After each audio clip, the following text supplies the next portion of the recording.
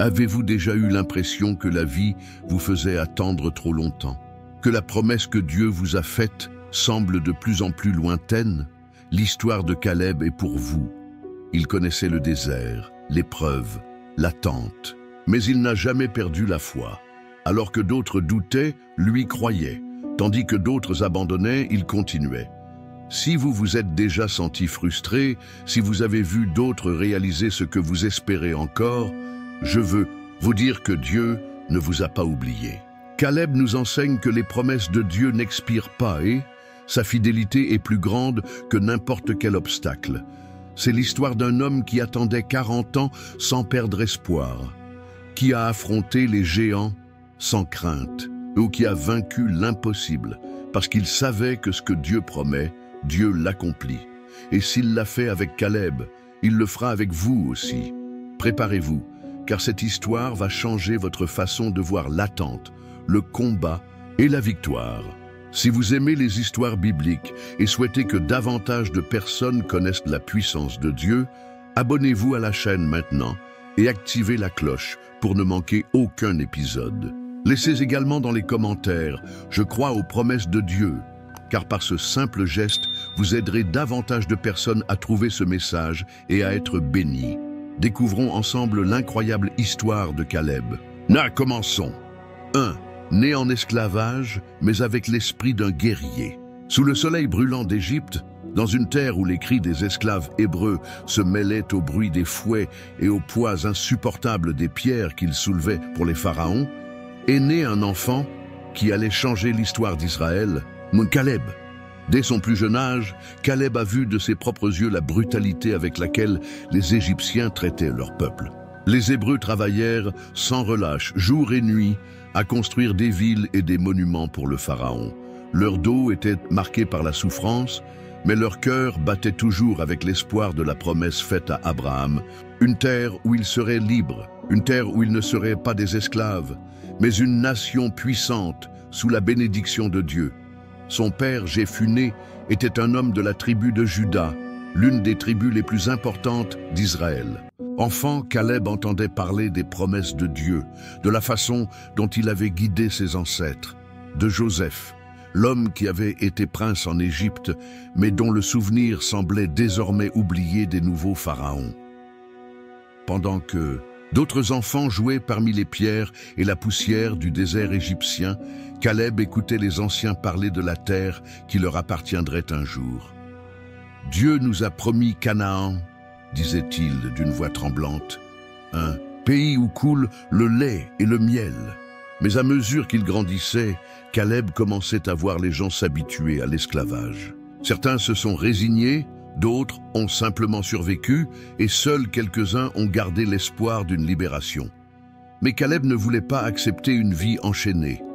Un feu différent brûlait dans son cœur.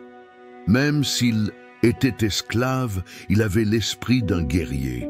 Il ne savait pas comment, mais il était certain que Dieu ne les avait pas oubliés. Les années ont passé et les souffrances de la population se sont accrues. Pharaon a encore plus endurci. Le travail et l'espoir a commencé à s'estomper, jusqu'au jour où l'histoire d'Israël a changé à jamais. Un homme nommé Moïse, disparu du palais royal depuis 40 ans, revint avec un message qui secoua l'Égypte. « Laissez partir mon peuple ». Les paroles de Moïse résonnaient comme le tonnerre dans l'esprit de Caleb. Dieu avait envoyé un libérateur, mais comment pourrait-il être libre? Pharaon ne les laisserait jamais partir. Cependant, Caleb était sur le point d'être témoin des miracles les plus étonnants que Dieu ferait pour son peuple. Sa vie ne serait plus la même, et ce qu'il allait vivre confirmerait ce qu'il avait toujours cru dans son cœur. Israël n'est pas né pour être esclave, mais pour conquérir. 2. Témoin des miracles de Dieu.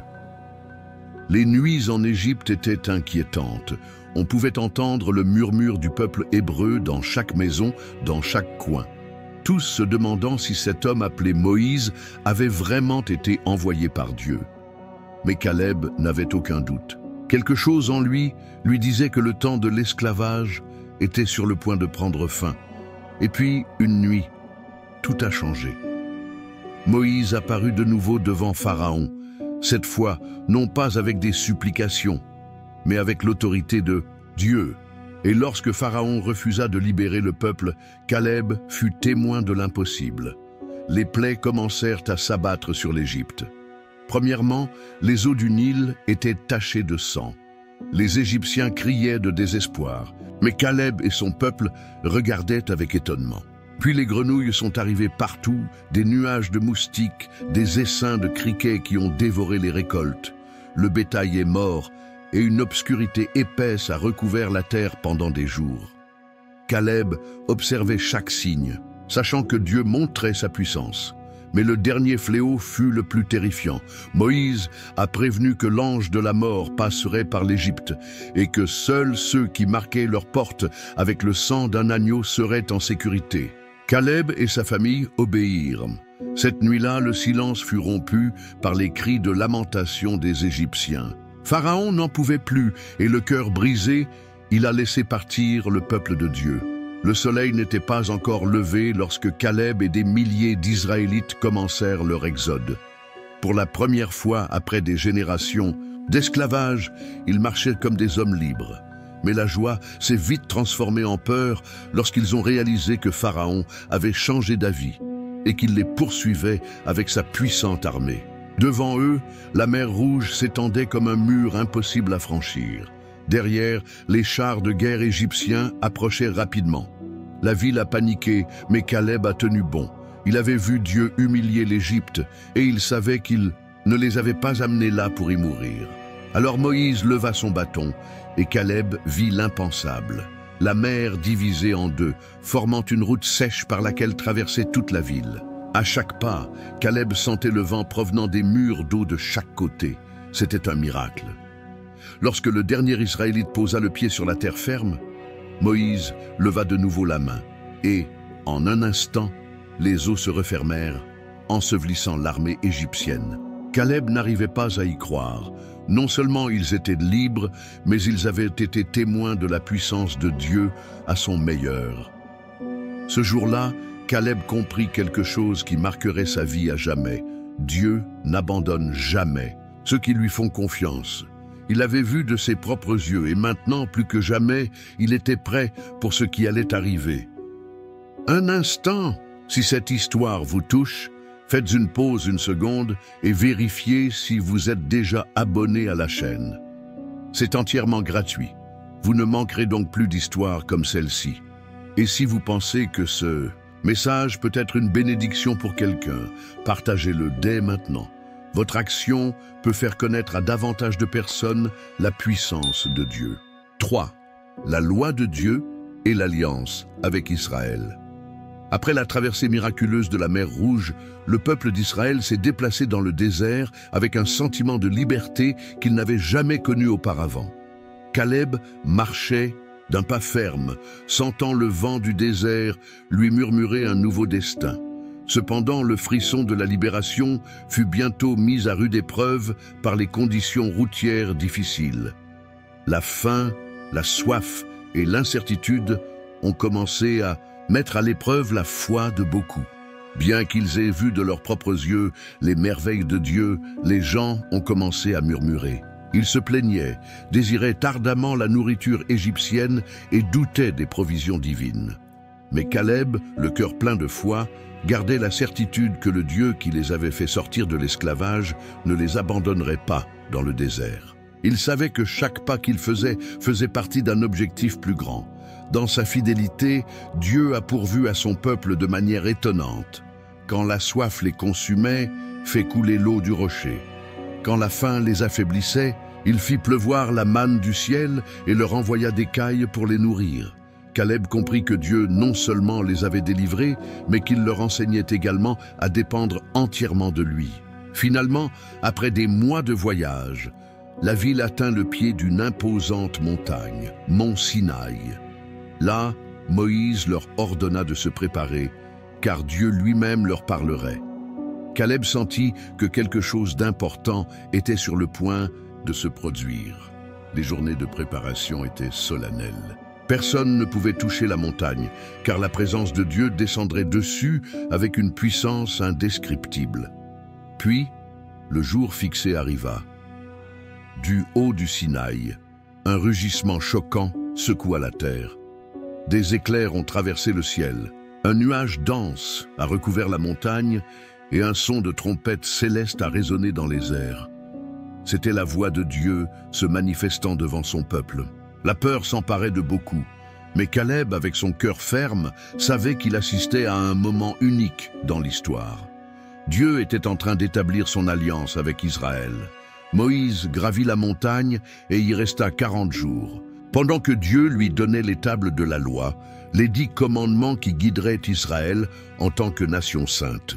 Mais pendant que Moïse était en présence de Dieu, les gens sont tombés dans la tentation. Désespérés par son absence, ils convainquirent Aaron de fabriquer un veau d'or pour l'adorer.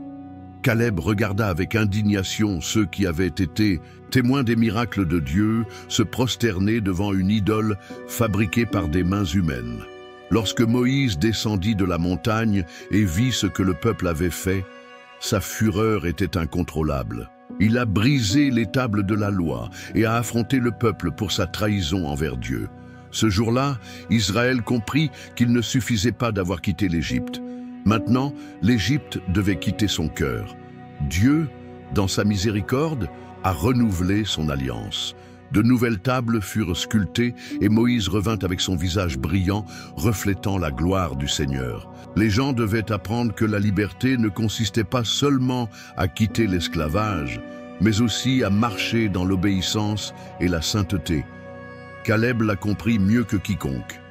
Il ne voulait pas seulement une terre promise. Je voulais être dans la volonté de Dieu. Et même si le voyage ne faisait que commencer, il était prêt pour ce qui allait arriver. 4. Les 12 espions. Un rapport de la foi contre la peur. Après des mois de voyage à travers le désert, le peuple d'Israël était enfin aux portes de son destin. De loin, on pouvait voir la terre que Dieu avait promise à Abraham, Isaac et Jacob. Canaan, le pays où coulait le lait et le miel. Caleb sentit son cœur battre à tout rompre. Le moment était venu de recevoir ce que Dieu avait promis. Mais avant qu'il puisse y entrer, Moïse reçut un ordre de Dieu. Il devait envoyer 12 espions, un de chaque tribu, pour explorer le pays et rapporter un rapport détaillé sur ses habitants, ses villes et ses ressources. C'était une mission cruciale, car cela préparerait le peuple à la conquête. Caleb fut choisi comme représentant de la tribu de Juda. À côté de lui se trouvait Josué de la tribu d'Éphraïm et 10 autres hommes, chacun représentant sa tribu. Ils entrèrent en Canaan avec la discrétion des guerriers en mission secrète. Pendant 40 jours, ils parcoururent montagnes, vallées et villes fortifiées. Ce qu'ils ont vu était incroyable. Les champs étaient pleins de fruits énormes. Les vignes étaient luxuriantes et la terre était fertile comme ils ne l'auraient jamais imaginé. Cependant, ils ont également rencontré un défi qui a mis à l'épreuve la foi de chacun. Des géants vivaient sur la terre, les descendants d'Anak, des hommes puissants dotés de villes fortifiées qui semblaient impossibles à conquérir. À leur retour au camp, la population les accueillit avec enthousiasme. Ils voulaient savoir si la terre était aussi bonne que Dieu l'avait promis. Et puis, les espions montrèrent les fruits qu'ils avaient apportés. Une grappe de raisin si grosse qu'il fallait la porter entre 2 hommes. Ils portaient également des figues et des grenades, preuve que la terre était effectivement abondante et bénie. Mais tandis que Caleb et Josué, ils ont vu la grandeur de la promesse de Dieu, les 10 autres espions, ils n'ont vu que des obstacles. La peur dans la voie, ils ont commencé à semer le doute dans la ville. La terre est fertile, oui, mais il est habité par des géants. Leurs villes sont énormes, avec des murs impénétrables. Nous ne pouvons pas les battre. Ces paroles tombèrent comme un poison dans le cœur des Israélites. La peur a commencé à se répandre. Les visages autrefois pleins d'espoir reflétaient désormais l'incertitude. Avaient-ils parcouru tout ce chemin pour affronter une guerre impossible? Mais avant que la panique ne s'empare de tout le monde, Caleb s'avança et d'une voix forte, pleine de foi et de conviction, proclama « Montons maintenant et prenons possession du pays, car nous pouvons le conquérir. » Le camp tout entier se tut. C'était la voix d'un homme qui faisait entièrement confiance à Dieu. mais les 10 autres espions ont insisté sur leur rapport négatif. Nous n'y arriverons pas. Nous sommes comme des sauterelles comparées à eux. Si nous essayons de nous battre, nous serons détruits. Les paroles de peur étaient plus fortes que celles de la foi, et cette même nuit, la ville entière commença à pleurer et à se lamenter. Certains disaient même qu'il valait mieux retourner en Égypte, à l'esclavage, plutôt que de mourir en combattant ces géants. Josué et Caleb essayèrent de les calmer. Ils savaient que si Dieu avait promis cette terre, alors les géants, ni les murs, ni la force des ennemis n'avaient d'importance. Dieu était avec eux, mais les gens ne voulaient pas écouter. Ils se laissent dominer par la peur. Et que s'est-il passé ensuite changerait à jamais l'histoire d'Israël. 5. La rébellion du peuple et la colère de Dieu. La nuit tomba sur le camp d'Israël, mais au lieu de se reposer, toute la ville pleurait et se lamentait. Leur cœur était rempli de peur, et leurs esprits étaient prisonniers de l'idée que la terre promise n'était pas accessible. Les paroles des 10 espions qui rapportèrent un rapport négatif résonnèrent dans sa pensée. Les géants sont trop puissants. Nous ne pourrons pas les vaincre. Nous serons détruits. La peur s'est propagée comme un feu dans un champ aride, et en quelques heures, le désespoir s'est transformé en rébellion. Ils nous ont amenés ici pour mourir dans le désert. Ah, certains ont crié.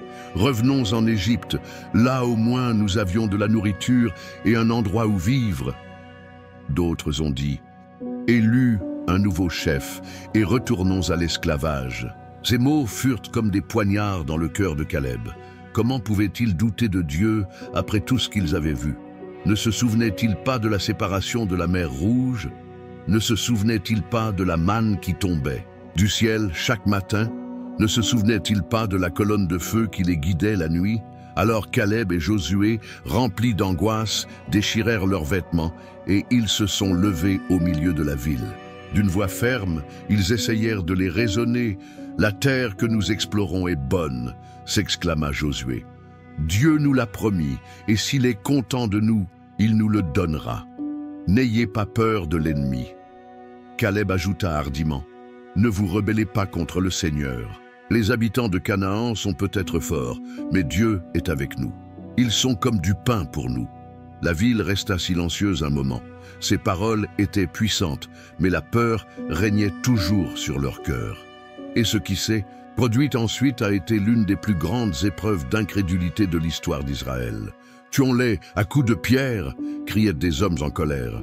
Les gens étaient tellement aveuglés par la peur qu'ils voulaient tuer Caleb et Josué pour avoir dit la vérité. Mais à ce moment-là, une lumière brillait dans le camp. La gloire de Dieu descendit sur le tabernacle comme un nuage brillant, et un rugissement céleste secoua la terre. Dieu lui-même était descendu pour intervenir. De la nuée, la voix du Seigneur tonnait de colère. « Jusqu'à quand ce peuple me méprisera-t-il? Jusqu'à quand refuseront-ils de croire en moi malgré tous les miracles que j'ai accomplis ?» Parmi eux, Moïse, voyant que Dieu était sur le point de détruire Israël à cause de son incrédulité, tomba face contre terre et il a supplié pour la vie du peuple. « Seigneur, si tu les détruis, les nations diront que tu ne pourrais pas les emmener vers la terre promise. Pardonne-leur selon ta grande miséricorde. » Dieu entendit la prière de Moïse et dans sa miséricorde a décidé de ne pas détruire complètement Israël, mais il leur inflige une punition sévère. Cette génération qui a douté de « moi n'entrera pas dans la terre promise ». Il errera dans le désert pendant 40 ans, jusqu'à ce que tous les rebelles meurent. Seuls Josué et Caleb, qui ont cru en moi, verront le pays que j'ai promis. Lorsque les gens entendirent cela, la peur se transforma en désespoir. Ils avaient perdu leur opportunité à cause de leur incrédulité. Le lendemain, un groupe d'Israélites, se sentant coupables, tenta d'entrer seul en Canaan. Mais sans la bénédiction de Dieu, ils furent vaincus par les Cananéens et les Amalécites. Ils avaient désobéi quand Dieu leur avait demandé d'avancer, et maintenant ils désobéissaient quand il leur avait demandé d'arrêter. Caleb regardait tout cela le cœur lourd. Il croyait en la promesse de Dieu, mais il lui fallait maintenant attendre 40 ans pour la voir s'accomplir. 40 ans de désert, à voir mourir toute une génération d'incroyants. Mais dans son cœur, une certitude brûlait plus fort que jamais. Si Dieu l'avait promis, alors la terre lui appartiendrait. Et Caleb était prêt à attendre. Attendez une minute. Si cette histoire vous inspire, assurez-vous que vous êtes abonné à la chaîne et ne manquez aucun de ces enseignements puissants. Partagez également cette vidéo avec quelqu'un qui a besoin d'entendre ce mot. Votre simple action peut être la réponse que quelqu'un attend. Continuons l'histoire. 6 années dans le désert. Un leader fidèle en pleine crise. Les jours se sont transformés en semaines, les semaines en mois et les mois en années. 40 années de voyage à travers le désert sont devenues la dure conséquence de l'incrédulité du peuple. Pour beaucoup, c'était une punition insupportable, mais pour Caleb, c'était une épreuve de foi qu'il était prêt à endurer. Depuis ce jour fatidique où Israël a rejeté la promesse de Dieu, Caleb a vu comment une génération entière a commencé à mourir dans le désert. Année après année, des funérailles improvisées avaient lieu dans le sable chaud. Ceux qui doutaient de la puissance de Dieu ne verraient jamais la terre promise. Mais Caleb a tenu bon. Il n'a pas laissé le désespoir le contaminer. Pendant que d'autres se plaignaient, il a continué à croire. Tandis que d'autres murmuraient contre Moïse, il est resté fidèle. Les journées dans le désert étaient épuisantes. La chaleur torride frappait sans pitié, le sable semblait sans fin et la provision de Dieu devenait la seule source de subsistance. Chaque matin, la manne tombait du ciel pour rappeler que Dieu n'avait pas abandonné son peuple. Et chaque nuit, la colonne de feu illuminait le camp, garantissant que sa présence les guidait toujours. Durant ces années, Caleb a vu comment Dieu a continué à faire des miracles. Il vit de l'eau jaillir du rocher quand les gens mouraient de soif.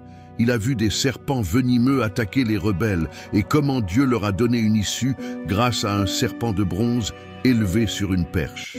Il a été témoin des innombrables fois où Dieu a protégé Israël de ses ennemis. Mais aussi, il a été témoin de la rébellion du peuple. Il a vu comment certains ont défié Moïse et sont morts en un clin d'œil. Il a vu comment l'idolâtrie a repris possession du cœur des Israélites lorsqu'ils se sont mêlés aux Moabites.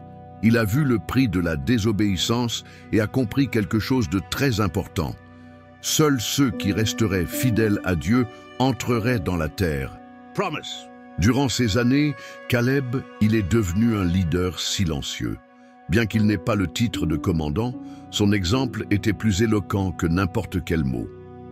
La nouvelle génération, ceux qui sont nés dans le désert, ils ont commencé à le considérer avec respect. Caleb était différent.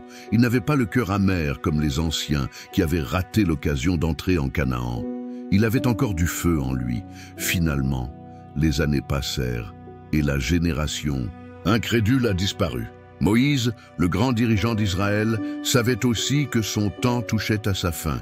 Et avant la fin de sa mission, Dieu lui montra la terre promise du haut du mont Nebo. Mais Moïse ne voulait pas entrer. Il fallait que quelqu'un d'autre prenne le commandement. Et c'est à ce moment-là que Dieu a élevé Josué comme nouveau chef d'Israël. Caleb regardait avec joie. Ils avaient été compagnons de foi, les deux seuls espions qui croyaient en la promesse de Dieu, et maintenant, après 40 ans d'attente, la conquête de Canaan était sur le point de commencer. Caleb avait déjà 85 ans, mais à l'intérieur, il avait toujours l'esprit d'un guerrier. Il savait que sa mission n'était pas encore terminée et que la promesse de Dieu concernant sa vie était sur le point de s'accomplir. 7. La traversée du Jourdain, l'entrée vers la destination promise. Le jour tant attendu était arrivé. Après 40 ans d'errance dans le désert, le peuple d'Israël était sur les rives du Jourdain, la dernière barrière qui les séparait du terre promise. Caleb, 85 ans, il a tenu bon avec la même passion que lorsqu'il était un jeune espion. Ses yeux regardèrent de l'autre côté du fleuve, où Canaan s'étendait avec des collines fertiles et des villes fortifiées. Il savait que chaque étape jusqu'à ce moment faisait partie du plan de Dieu. Mais le Jourdain n'était pas un simple ruisseau qu'il pouvait traverser à pied. C'était un fleuve puissant et, à cette époque de l'année, Ces eaux étaient plus hautes et plus turbulentes que jamais. Aux yeux des humains, la traversée semblait une tâche impossible. Mais Caleb avait déjà appris quelque chose tout au long de sa vie. Quand Dieu promet, il tient ses promesses, quelle que soit l'ampleur de l'obstacle. Le nouveau dirigeant d'Israël, Josué, a reçu des instructions directes de Dieu. Les prêtres devaient porter le arche d'alliance, symbole de la présence de Dieu, et marcher jusqu'à la rivière. Ce n'est que lorsque ses pieds touchaient l'eau que le miracle se produisait. Les personnes observaient dans un silence dans l'attente. Caleb, le cœur battant, regardait les prêtres faire le premier pas vers le Jourdain. Et puis le miracle s'est produit. Les eaux du Jourdain s'arrêtèrent. Soudain, la rivière qui coulait fortement a été divisée en deux, formant une route sèche par laquelle toute la ville pouvait traverser vers Canaan. C'était à nouveau la mer Rouge, mais cette fois, non pas pour échapper à l'esclavage, mais pour entrer dans la victoire. Caleb traversa le Jourdain d'un pas ferme, se souvenant de tout ce qu'il avait vécu jusqu'à ce moment. Il avait attendu cela 40 ans. En marchant sur le sol sec, il pouvait voir les visages des jeunes brillants d'excitation. Pour eux, c'était un nouveau départ. Mais pour Caleb, c'était la confirmation que Dieu n'avait jamais failli. Lorsque tout le monde eut fini de traverser, Josué ordonna à un homme de chaque tribu de prendre une pierre du fond de la rivière et de la porter jusqu'au rivage, formant ainsi un autel. C'était un rappel éternel de ce que Dieu avait fait. Et ainsi, avec le Jourdain derrière eux et la terre promise devant eux, Caleb prit une profonde inspiration. Vint maintenant la partie la plus difficile. La conquête ne serait pas facile. Les géants étaient toujours là. Les villes fortifiées étaient toujours debout. Mais il n'avait pas peur. Il avait attendu ce moment toute sa vie. Et il était prêt pour le combat. 8. La conquête de Jéricho. La chute d'un empire. L'air dans le camp d'Israël était rempli d'excitation et d'attente. Ils avaient traversé le Jourdain et se trouvaient pour la première fois en terre promise.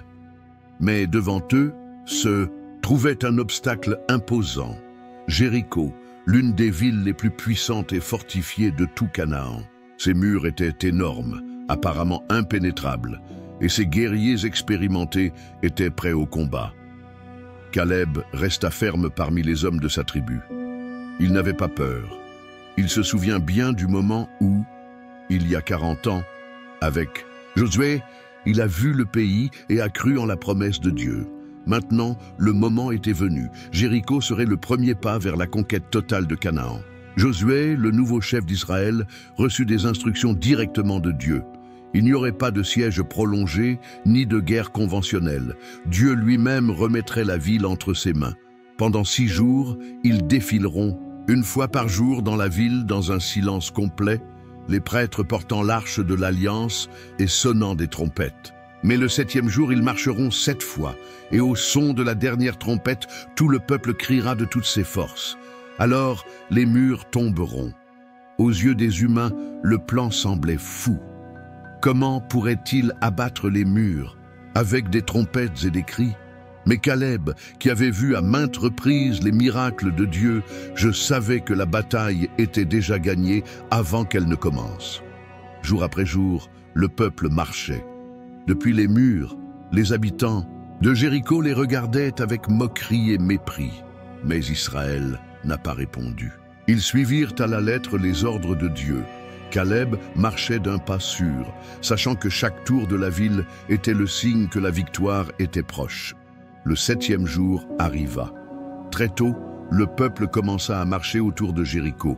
1er tour, 2e tour, 3e tour. Le soleil les brûlait, mais ils ne s'arrêtaient pas. 4e tour, 5e tour, 6e tour. Un profond silence enveloppa le camp. Puis, le 7e tour est arrivé. Les prêtres sonnèrent de leurs trompettes avec un bruit de tonnerre qui résonna dans les airs. Et à ce moment-là, Josué donna l'ordre. Criez! La ville entière éleva la voix avec un cri de victoire. Un rugissement de foi résonna dans le ciel. Et puis, l'impossible s'est produit. Les murs de Jéricho ont tremblé. Des craquements se firent entendre dans la pierre. Et soudain, les immenses murs commencèrent à s'effondrer, comme si une main invisible les avait poussés. La poussière et les débris remplissaient terre. La ville qui semblait invincible tomba en un instant. Israël entra et prit Jéricho sans résistance. Dieu avait remis la ville entre ses mains. Caleb regardait la scène avec un cœur plein de gratitude. Il avait attendu ce moment pendant plus de 40 ans. Et maintenant, il voyait de ses propres yeux l'accomplissement de la promesse de Dieu. Mais il restait encore beaucoup à faire. Ce n'était que la première bataille. Canaan était encore peuplé de géants et de villes fortifiées. Mais si Dieu avait fait tomber Jéricho d'un simple cri, Caleb savait qu'aucune forteresse ni armée ne pourrait résister à la puissance du Seigneur. La conquête de la terre promise ne faisait que commencer. 9. La grande bataille. Caleb mène Israël contre les géants. Avec la chute de Jéricho, Israël a réalisé une vérité puissante. Dieu s'est battu pour eux. Toutefois, la victoire en Canaan ne serait pas facile. Les terres promises étaient habitées par des gens forts et de féroces guerriers, descendants des mêmes géants qui avaient terrifié les espions 40 ans auparavant. Mais Caleb n'était pas le même homme qui était entré en Canaan comme espion. Il était désormais un conquérant. Après la victoire de Jéricho, Israël poursuit sa progression. Les armées de Canaan commencèrent à s'unir pour défendre leur territoire. La nouvelle des merveilles de Dieu se répandit rapidement. Les rois puissants tremblaient en entendant comment Israël, avec l'aide du Très-Haut, détruisait leurs forteresses les unes après les autres. Mais il y a eu une bataille en particulier qui cela a mis à l'épreuve le courage et la foi de Caleb. La région montagneuse d'Hébron, au cœur de Canaan, c'était la demeure des Anakim, les descendants d'Anak, géants redoutés de tous les peuples. Leurs villes étaient impénétrables et leurs guerriers colossaux. C'étaient les mêmes géants qui, 40 ans plus tôt, avaient fait peur au peuple d'Israël. Mais Caleb n'avait pas peur. Au contraire, Hébron était la terre que Dieu lui avait promise. De son vivant, Moïse lui assura que ce territoire lui appartiendrait. Et maintenant, à 85 ans, Caleb était prêt à se battre pour ce qui lui appartenait. Il s'approcha de Josué et, avec la voix ferme d'un guerrier qui ne connaissait pas la peur, il revendique son droit. « Vous savez ce que Dieu a promis ce jour-là, lorsque Moïse a dit que le pays où mes pieds marchaient serait à moi et à mes descendants pour toujours. » Josué le regarda avec admiration. C'était un homme âgé depuis des années, mais avec la force d'un jeune homme. Sa foi brûlait comme un feu en lui. « J'ai 85 ans. » a poursuivi Caleb, mais je suis toujours aussi fort que lorsque j'avais 40 ans. Je n'ai pas perdu mon endurance au combat. Puis il leva les yeux et désigna Hébron. Donnez-moi cette montagne, car Dieu me l'a promise. Je chasserai ces géants avec la force du Seigneur. Josué n'a pas hésité. Il savait que personne d'autre en Israël n'avait le même esprit de conquête que Caleb. Va prendre ce qui est à toi, dit Josué. Que Dieu soit avec vous. Avec une épée à la main et la promesse de Dieu dans son cœur. Caleb marcha vers Hébron avec ses hommes. Les géants anakiens, ils n'avaient jamais affronté un tel ennemi. Ils étaient habitués à semer la peur dans le cœur de leurs adversaires, mais Caleb n'avait peur de rien ni de personne. La bataille fut féroce. Les géants rugissaient sur le champ de bataille. Leurs épées étaient énormes. Leurs boucliers ressemblaient à des murs, mais Caleb avançait avec la conviction que Dieu était avec lui. Un par un, les descendants d'Anak furent vaincus. Les murs de leur ville ne pouvaient pas les protéger. Sa force ne pouvait résister au bras d'un homme animé par la foi. Quand la dernière épée est tombée, Hébron fut laissé aux mains de Caleb. C'était leur terre. Il l'attendait depuis 40 ans. Il l'avait cru même quand tout le monde doutait. Et maintenant, c'était le sien. Depuis ce jour, Hébron est devenu un symbole de foi et de détermination. Cela s'appelait l'héritage de Caleb, un témoignage que ceux qui croient en Dieu recevront sans aucun doute ce qu'il a promis. Mais l'histoire de Caleb n'était pas encore terminée, parce que son héritage était sur le point d'être établi pour toujours. Un arrêt rapide. Si ce n'est pas déjà fait, Abonnez-vous à la chaîne dès maintenant pour ne plus manquer d'histoires comme celle-ci. Et si cette histoire vous bénit, partagez-la avec quelqu'un qui a besoin de l'entendre. Votre simple action peut être le coup de pouce dont quelqu'un a besoin aujourd'hui. Continuons l'histoire, c'est encore mieux. 10. Une promesse tenue, l'héritage de Caleb. Le vent soufflait fort sur les hauteurs d'Hébron, mais Caleb restait debout, regardant le pays qui lui appartenait finalement. Plus de 40 ans s'étaient écoulés depuis qu'il avait mis les pieds en Canaan en tant qu'espion, et désormais chaque colline, chaque vallée, chaque ruisseau lui appartenait. La promesse que Dieu avait faite par l'intermédiaire de Moïse s'était réalisée. Les géants étaient tombés, leur ville avait été conquise, et Hébron était sous la domination d'Israël. Cependant, pour Caleb, la victoire ne consistait pas seulement à obtenir des terres, mais aussi à être témoin de la fidélité de Dieu. Je savais que cette terre n'était pas seulement pour lui, mais aussi pour ses descendants. Il commença donc à organiser sa famille et sa tribu pour s'installer. Ils construisirent des maisons, cultivèrent les champs et ils construisirent des autels pour remercier le Seigneur. Mais l'histoire de Caleb n'était pas seulement une histoire de conquête. C'était un héritage qui devait être transmis aux générations futures. Il savait qu'il devait enseigner à ses enfants et petits-enfants que la véritable bataille n'était pas contre les géants, mais contre le doute et l'incrédulité. Dieu avait été fidèle, et sa vie était la preuve vivante que quand quelqu'un fait confiance au Seigneur sans réserve, il tient ses promesses. 11. Caleb, le vieux guerrier, j'ai toujours la même force. Les années ont passé, mais Caleb, il n'a jamais perdu sa vigueur. Malgré mes 85 ans, son énergie était encore celle d'un jeune homme. Israël le considérait avec admiration. Tandis que d'autres vieillissaient sous le poids des années, Caleb vieillissait avec la force de la foi. Dans chaque bataille, dans chaque défi, il a continué à se battre comme s'il avait 40 ans. Il n'avait pas perdu son esprit guerrier, ni sa détermination. Ses paroles étaient un témoignage pour tout le monde. J'ai 85 ans, mais j'ai toujours la même force qu'à 40 ans. Je suis prêt pour la guerre et pour tous les défis. Caleb ne parlait pas avec arrogance, mais avec certitude. Il savait que sa force ne venait pas de lui-même, mais de Dieu. Chaque jour qui passait, Hébron devenait un symbole de leur foi. C'était la preuve que Dieu n'oublie pas ceux qui lui font confiance. Mais il restait encore beaucoup à faire, parce que la vraie victoire ne consistait pas seulement à conquérir le pays, mais à le conserver et à garantir que son peuple n'oublie jamais la fidélité de Dieu.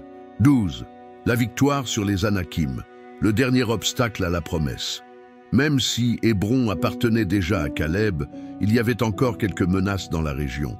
Certains descendants des Anakim, les géants, tentaient encore de résister et de reprendre le contrôle.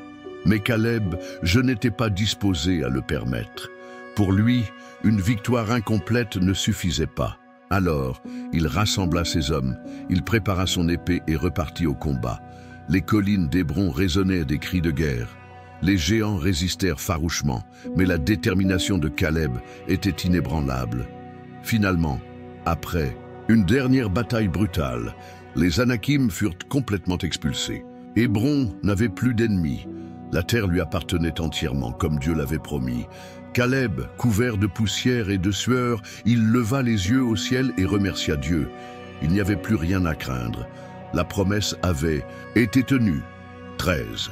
Hébron devient son héritage. Après tant d'années de combat, Caleb jouit enfin de la paix dans le pays qu'il avait conquis. Mais il n'a pas tout gardé pour lui. Il a partagé son héritage avec sa famille et avec sa tribu.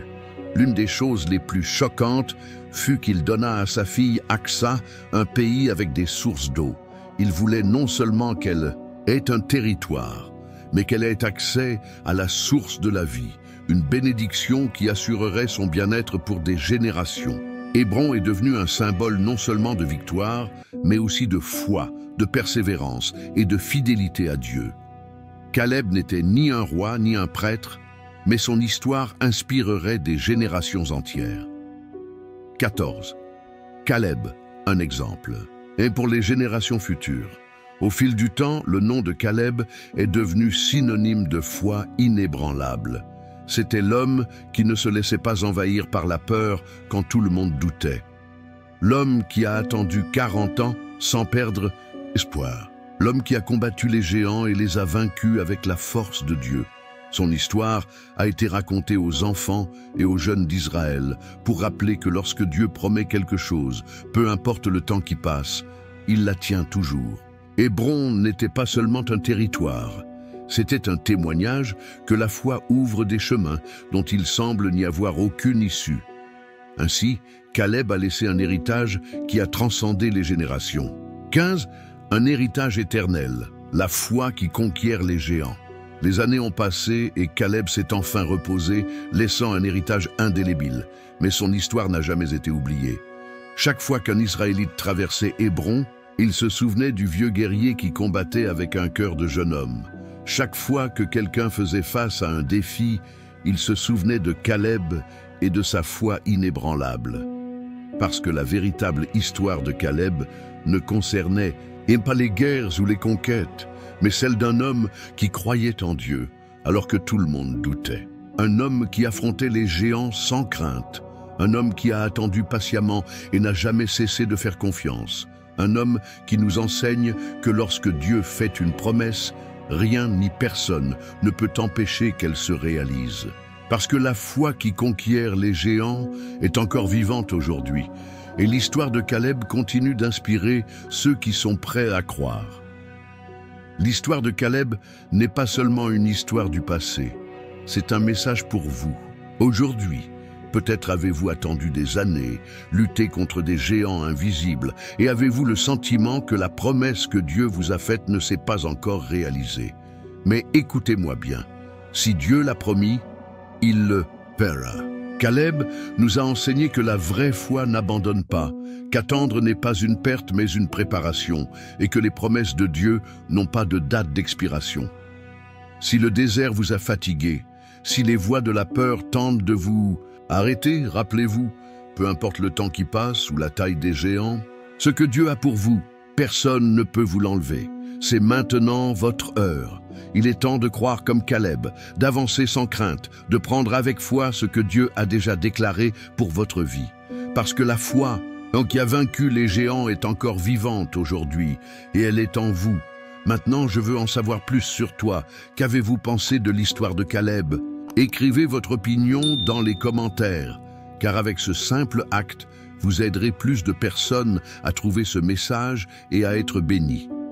Votre commentaire pourrait inspirer quelqu'un aujourd'hui. Rendez-vous dans la prochaine vidéo.